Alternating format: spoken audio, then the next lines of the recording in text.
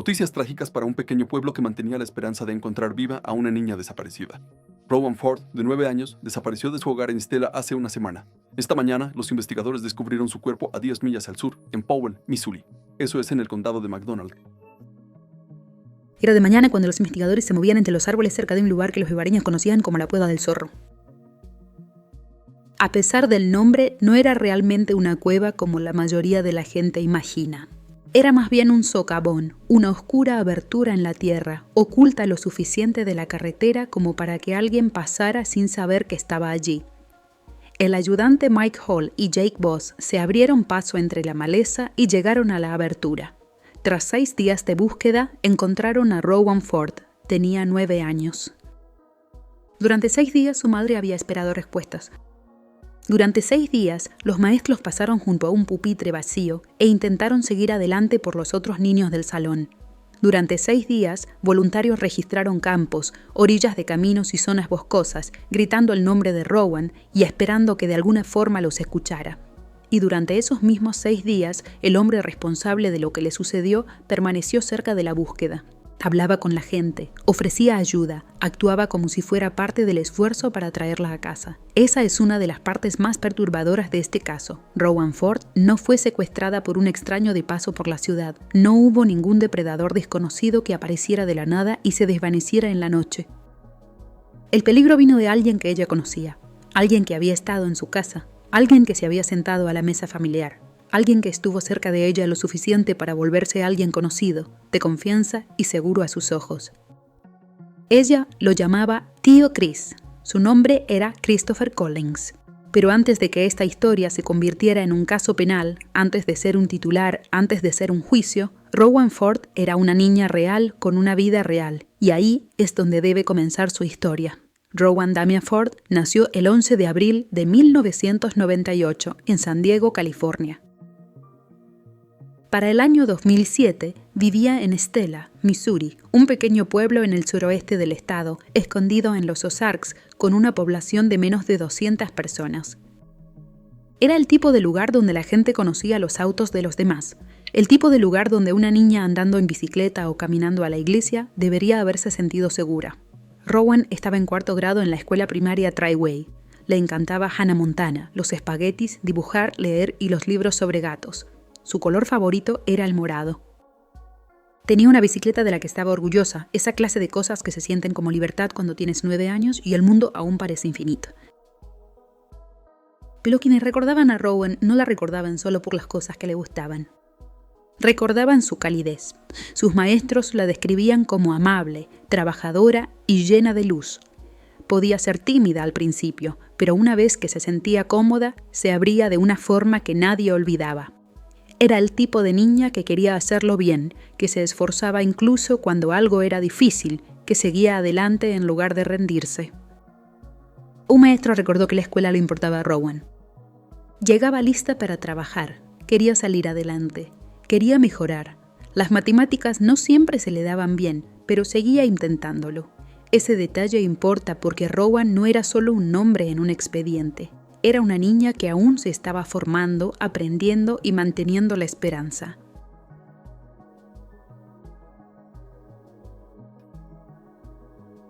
Todavía lo suficientemente pequeña para correr a los brazos de su madre, pero ya lo bastante mayor para preocuparse por esforzarse, ayudar a otros y ser vista como alguien que lo intentaba. También le encantaba la iglesia.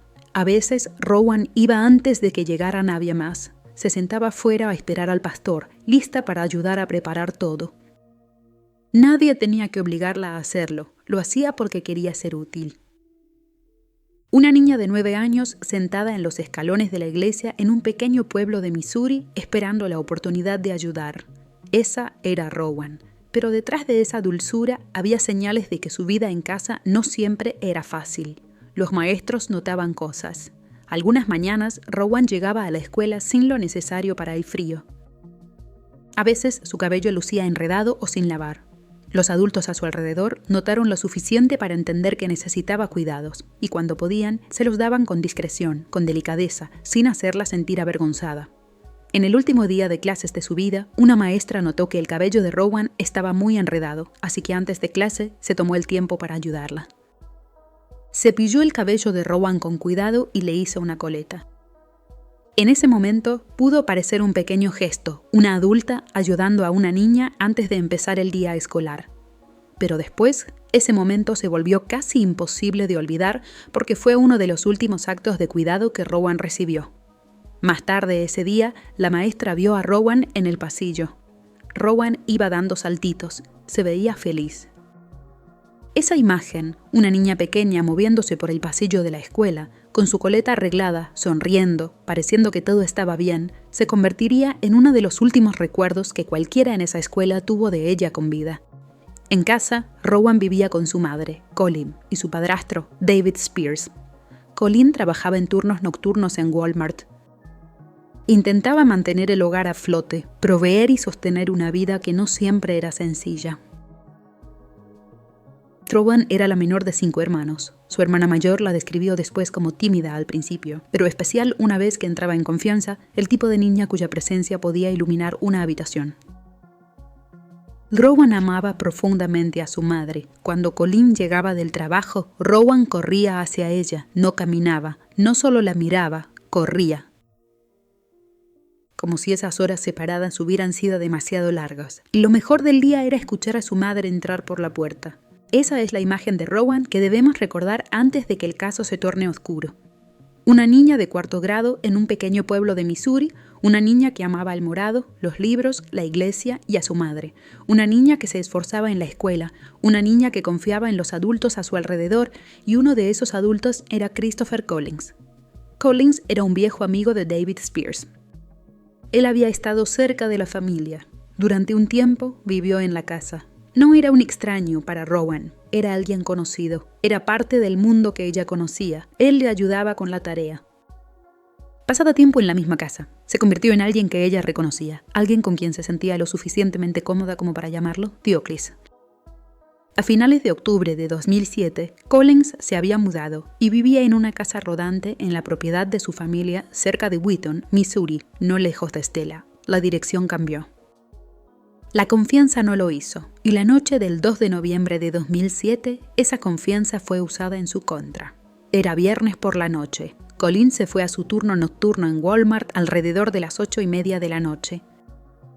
Que ella supiera, Rowan estaba a salvo en casa. David estaba allí. Nada en esa noche sugería que, para la mañana, toda su vida sería destrozada. David Spears, Christopher Collins y otro hombre, Nathan Majorin, habían estado bebiendo juntos. Lo que comenzó como una noche de alcohol y pasar el rato, finalmente se trasladó de la casa de David al remolque de Collins cerca de Wheaton. En algún momento, Rowan se quedó sola en la casa. Ese detalle destacaría después con dolorosa claridad. Una niña de 9 años dormida en su hogar, mientras los adultos que debieron protegerla tomaron decisiones que la pusieron en peligro. Más tarde esa noche, tras beber más, los hombres se separaron. Nathan Majorin llevó a David de vuelta hacia Stella. Como había estado bebiendo, evitó la carretera principal y tomó caminos secundarios. Collins tomó la ruta más rápida. Según el expediente del caso, aprovechó ese lapso para regresar a la casa de David antes de que llegaran los demás. Conocía la casa, sabía dónde dormía Rowan y se la llevó. Durante un tiempo, nadie en Stella supo lo que había pasado. No sonó ninguna alarma. Ningún vecino comprendió que una niña acababa de ser sacada del lugar donde debía estar más segura. Para cuando la verdad empezó a salir a la luz, la noche ya se había vuelto irreversible. Lo que ocurrió después de que se llevaran a Rowan se convertiría en el centro de uno de los casos penales más dolorosos de Missouri.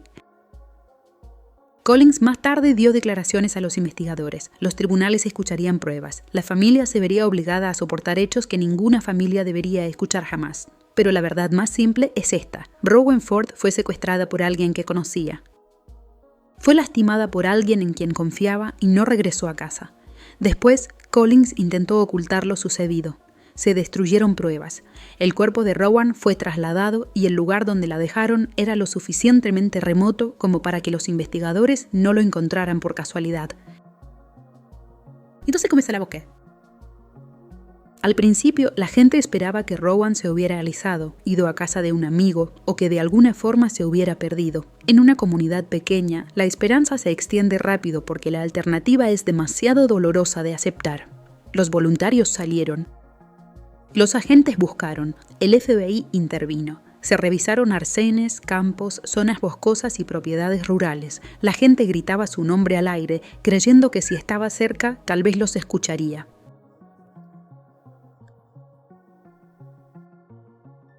Su madre esperaba, sus maestros se preocupaban, sus compañeros se sentaban en un aula donde su ausencia se hacía más notoria cada día, y Christopher Collins permanecía lo suficientemente cerca para observar cómo se desarrollaba la búsqueda. Durante 6 días, Stella, Missouri, vivió en la incertidumbre.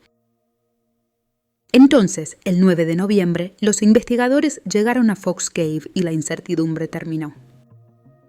Lo que la reemplazó fue el dolor, porque Rowan Ford, la niña que había saltado por el pasillo en su último día de clases, la pequeña que esperaba en las escaleras de la iglesia porque quería ayudar, la alumna de 4º grado cuyo maestro aún recordaba exactamente dónde estaba su pupitre, ya no estaba. A la mañana siguiente, Christopher Collins hizo algo que más tarde haría que el caso se sintiera aún más inquietante. Se unió a la búsqueda de Rowan Ford.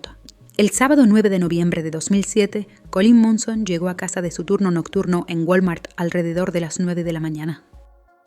Estaba agotada, esperando el sonido familiar de los pasos de su hija. Casi todas las mañanas, Rowan corría hacia ella al entrar por la puerta, pero esa mañana no hubo sonido, ni pasos, ni Rowan. Colleen registró la casa, revisó las habitaciones. Buscó en todos los lugares donde una madre miraría primero, y luego donde una madre busca cuando el miedo empieza a apoderarse de ella. David Spears dormía en el sofá. Cuando Colleen lo despertó y le preguntó dónde estaba Rowan, él dijo que había ido a casa de una amiga. Pero la respuesta no tenía sentido. ¿Qué amiga? ¿Cuándo se había ido? ¿Quién le había recogido? ¿Por qué nadie le había dicho nada a Colleen? Colleen empezó a llamar a conocidos, amigos, familias, casas que Rowan pudo visitar, a cualquiera que supiera dónde estaba su hija. Cada respuesta era igual. Nadie la había visto. Nadie sabía dónde estaba. Colleen quería llamar a la policía. David le dijo que no lo hiciera. Dijo que Rowan volvería. Hizo que pareciera que Colleen se estaba alarmando demasiado pronto. Así que, por un tiempo, ella esperó. Esa demora se convertiría más tarde en una de las primeras cosas que los investigadores no pudieron ignorar. Una niña había desaparecido de su propia casa, y la primera reacción de uno de los adultos más cercanos no fue de urgencia, fue de duda. Al llegar la noche, Colleen no pudo esperar más. Cerca de las 6:50 de la tarde, llamó al 911 y desde ese momento Stella, Missouri, cambió. Al principio, la gente aún esperaba que hubiera una explicación sencilla. Quizás Rowan se había ido a algún lugar sin avisar a nadie. Quizás estaba con alguien a quien aún no habían contactado. Quizás era un malentendido que terminaría con una niña asustada regresando a casa. Pero hora tras hora, esa esperanza se volvió más difícil de mantener. Se emitió una alerta Amber. Los agentes locales respondieron. Los voluntarios salieron al frío aire de noviembre. En un pueblo con menos de 200 personas, una niña desaparecida no es solo un asunto policial. Se convierte en la pesadilla de todos. La gente buscó en caminos, campos, zonas boscosas y propiedades rurales. Llamaron a Rowan en la oscuridad. Para el 5 de noviembre, el FBI estaba involucrado. Múltiples agencias trabajaban juntas, tratando de encontrar a una niña de 9 años. Pero la búsqueda no traía respuestas. Sin Rowan, sin testigos claros, sin una explicación sencilla. Y casi de inmediato, los investigadores comenzaron a observar de cerca a David Spears. Había razones para ello. Él era uno de los adultos a cargo de Rowan antes de que desapareciera. No llamó a la policía cuando Colleen notó que Rowan no estaba. Su primera explicación, que Rowan estaba en casa de una amiga, no coincidía con lo que Colleen descubrió al llamar. Entonces, su historia empezó a cambiar. Los investigadores supieron que hubo partes de la noche que David no explicó bien al principio. Sus declaraciones cambiaron, su cronología generó dudas. Y cuanto más escuchaban los investigadores, más sospechoso parecía. Durante un tiempo, David Spears se convirtió en la persona en la que más se centraron las autoridades. Luego estaba Christopher Collins, el amigo de la familia, el hombre que alguna vez vivió en la casa, el hombre a quien Rowan conocía como el tío Chris. Desde fuera, Collins parecía servicial. Habló con los investigadores, parecía preocupado, ofreció su ayuda. Se mantuvo cerca de la búsqueda y actuó como alguien que quería respuestas. Pero a veces la culpa no parece silencio, a veces parece cooperación, a veces parece preocupación, a veces parece una persona esforzándose mucho por estar exactamente donde una persona inocente estaría. Collins hizo más que simplemente responder preguntas. Intentó desviar la atención hacia David. Sugirió que David podría saber más de lo que decía. Se puso en el papel del amigo preocupado que quería ayudar a los investigadores a encontrar la verdad. Y por un tiempo esa actuación funcionó, pero no con todos. El jefe de policía de Wheaton, Clinton Clark, conocía a Christopher Collins desde hacía años. Él conocía su comportamiento habitual, sabía cómo hablaba, sabía cómo se comportaba. Y durante la búsqueda de Rowan, algo en Collins parecía estar mal. Clark notó que se veía tenso, inquieto, diferente. No como un hombre simplemente preocupado por una niña desaparecida, sino como alguien que cargaba con algo que no podía ocultar del todo. Eso importaba porque, en algunas investigaciones, la primera grieta no es una prueba. No es una confesión, no es un testigo que aparece de repente con toda la verdad. A veces, la primera grieta es alguien diciendo, «Algo no está bien». Clark contactó a los investigadores y les dijo lo que había notado. A partir de ese momento, Clark se volvió importante para el caso. Los investigadores creían que si Collins iba a hablar, tal vez no lo haría en una sala de interrogatorios formal. Quizás no se abriría con extraños, pero podría hablar con Clark, alguien a quien conocía, alguien en quien confiaba. Así que Clark siguió hablando con él. Escuchó, observó, le dio espacio a Collins para seguir hablando. Durante los siguientes días, la presión sobre Collins aumentó. El 7 de noviembre siguió mostrándose colaborador. Dio una muestra de ADN, firmó formularios de consentimiento, permitió que los investigadores registraran áreas relacionadas con él. Su comportamiento cambió, se volvió emocional, se puso a la defensiva. Dijo que si los investigadores iban a acusarlo, no quería seguir hablando. Más tarde volvió con Clark. Estaba conmocionado. Habló de no querer responder más preguntas. Mencionó que quizás necesitaba un abogado. Clark le recordó sus derechos y Collins firmó una renuncia. Por un momento pareció que Collins estaba a punto de decir más. Pero el momento pasó. La conversación fue interrumpida y Collins se fue. Clark contactó de inmediato a los investigadores. Entendió que Collins estaba al límite. La verdad parecía cerca, pero aún no salía a la luz. Al día siguiente, 8 de noviembre, los investigadores seguían buscando a Rowan. Otro hombre, Mark Bridges, fue parte de un momento clave en la investigación. Bridges conocía a David Spears y a Christopher Collins por el trabajo, y pasó tiempo con David mientras la policía vigilaba la situación. En un momento, Bridges le pidió a David que pensara como Christopher. Si Christopher se había llevado a Rowan, ¿a dónde iría? ¿Dónde ocultaría la verdad? David lo llevó hacia una zona rural en el condado de McDonald, un lugar conocido como la Cueva Fox. Estaba aislado, era fácil pasarlo por alto, lo suficientemente oculto como para que alguien pasara cerca sin saber que estaba allí. Se contactó a las autoridades. A la mañana siguiente, 9 de noviembre, los agentes fueron a Fox Cave y tras 6 días de búsqueda encontraron a Rowan. La búsqueda terminó, pero la investigación no.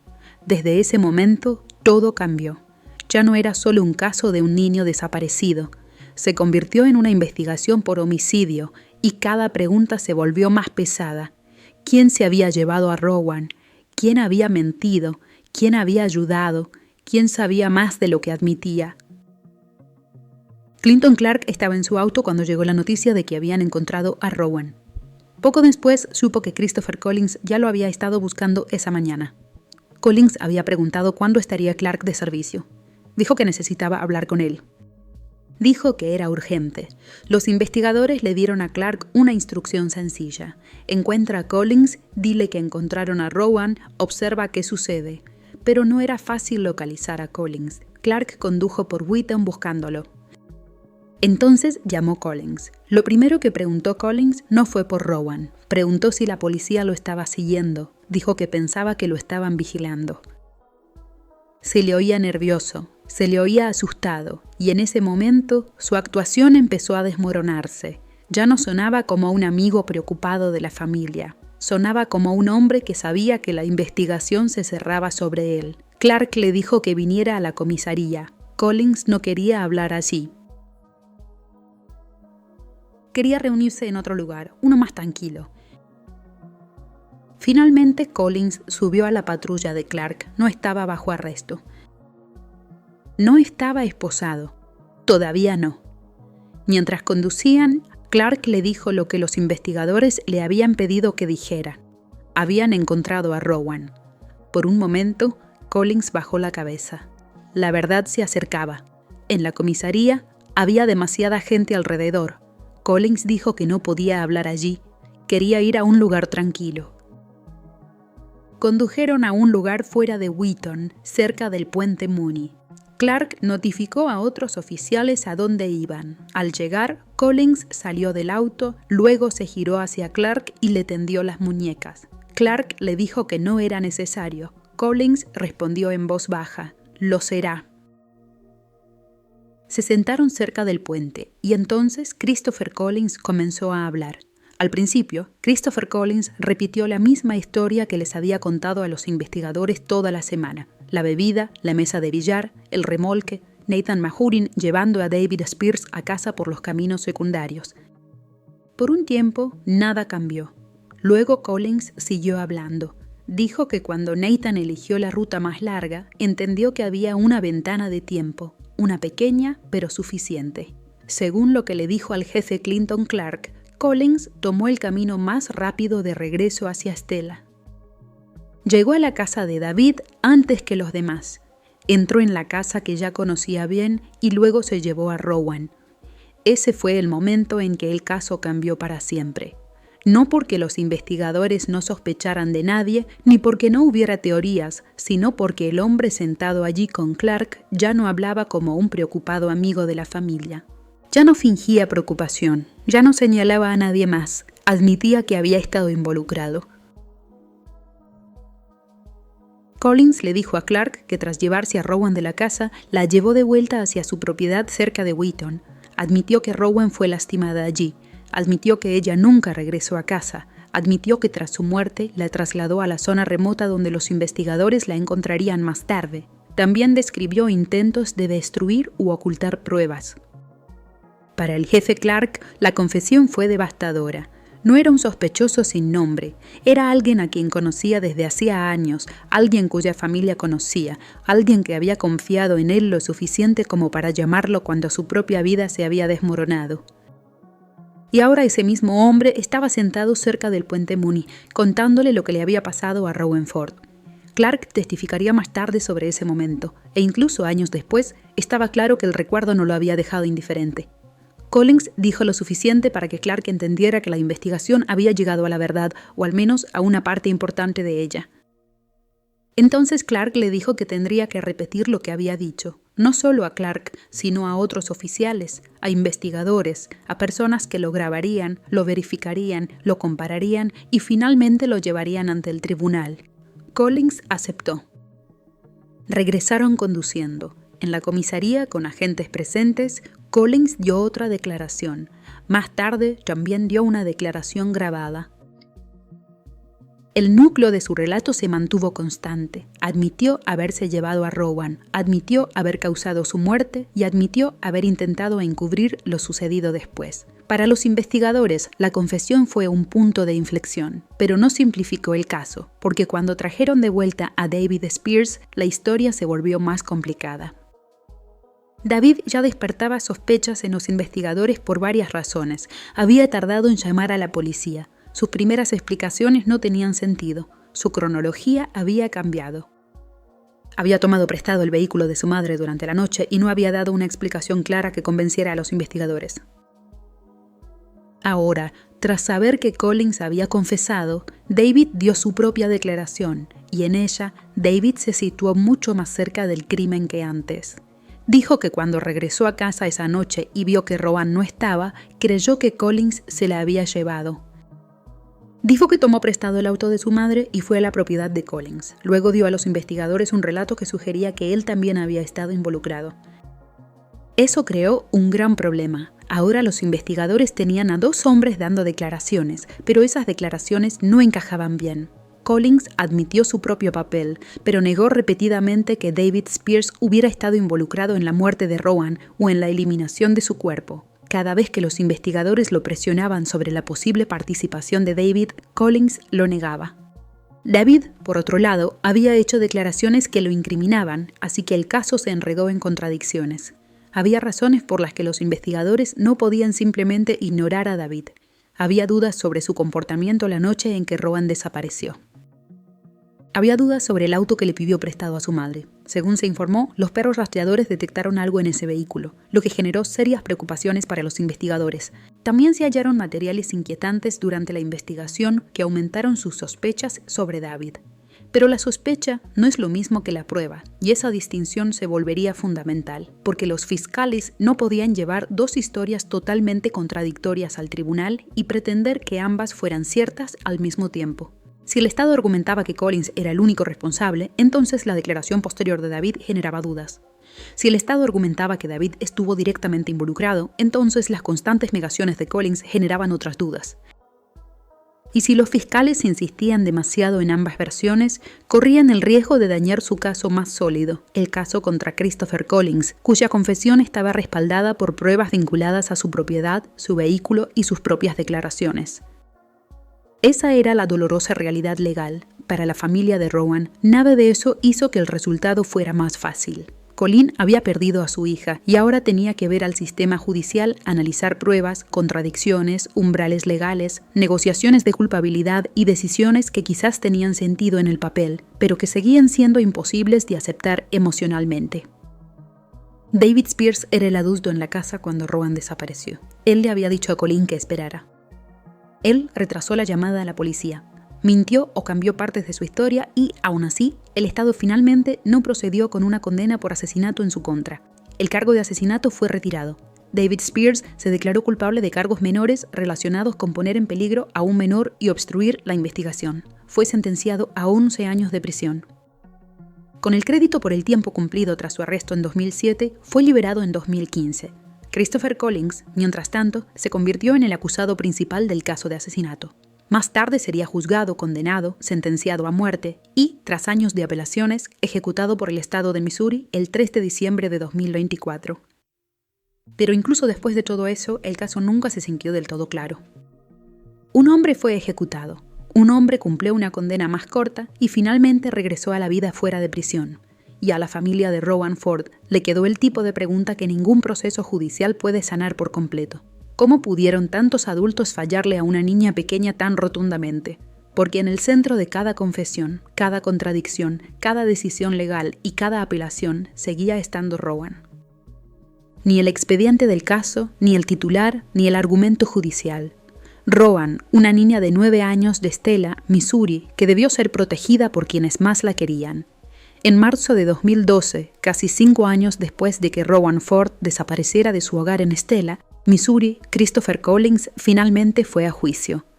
El juicio tuvo lugar en el condado de Phelps. El jurado fue traído de otro condado, lejos de las pequeñas comunidades donde el nombre de Rowan nunca dejó de estar presente. Para entonces, el caso ya no trataba solo de lo que ocurrió en noviembre de 2007. Se trataba de rendir cuentas. Se trataba de pedir a quienes amaron a Rowan que se sentaran en una sala judicial y escucharan la versión legal de los peores días de sus vidas. La defensa intentó explicar a Christopher Collins a través de su pasado. Hablaron de traumas infantiles, inestabilidad, daño emocional y problemas de salud mental. Argumentaron que su vida fue marcada por el abandono y el desorden mucho antes de que Rowan supiera su nombre. El jurado escuchó eso. Luego escucharon sobre Rowan. Escucharon a las personas que recordaban a la niña en el centro del caso, no como evidencia, no como un titular, sino como una persona. Colleen, la madre de Rowan, habló sobre cómo se volvió la vida después de que su hija se fue. Alguna vez fue la madre que trabajaba turnos nocturnos y llegaba a casa con una niña corriendo hacia ella. Ahora, ella era una madre tratando de sobrevivir a un silencio que nunca terminaba. La hermana mayor de Rowan habló sobre cómo el duelo cambió a toda la familia. Describió el tipo de dolor que no se queda en una habitación o un año. Se extiende por cumpleaños, festividades, recuerdos escolares y cada momento cotidiano que debió incluir a quien falta. La gente de la escuela y de la iglesia de Rowan también la recordaba. Recordaban a una niña tranquila que iluminaba cualquier lugar, una niña que se esforzaba en clase, que amaba la iglesia, que montaba en bicicleta, leía libros, saltaba por los pasillos y siempre quería ayudar. Una de las voces más impactantes fue la de Todd Holt, su maestro de 4º grado. Él fue uno de los adultos que vio a Rowan no como un caso, sino como una alumna con un pupitre, un lugar en el salón y un futuro que debió seguir desarrollándose. Esa es la parte que hace que casos como este sean tan difíciles de sobrellevar. La corte puede hablar de cargos, puede hablar de pruebas, puede hablar de factores agravantes, mociones, apelaciones y sentencias, pero ninguna de esas palabras puede abarcar la vida de una niña de 9 años. El jurado no tardó mucho. Christopher Collins fue declarado culpable de asesinato en 1er grado. Durante la fase de sentencia, el jurado decidió que el crimen cumplía con el estándar legal para la pena de muerte. El tribunal dictó esa sentencia y, a partir de ahí, comenzaron años de apelaciones. El caso avanzó por los tribunales: la Corte Suprema de Missouri, el Tribunal Federal, el 8º Circuito y la Corte Suprema de los Estados Unidos. Uno a uno, los recursos fueron rechazados. Los abogados de Collins siguieron argumentando que sus antecedentes, su salud mental y sus problemas cerebrales debían ser considerados. Pidieron clemencia. Argumentaron que su sentencia debía cambiarse a cadena perpetua. Pero el gobernador de Missouri, Mike Parson, denegó la clemencia.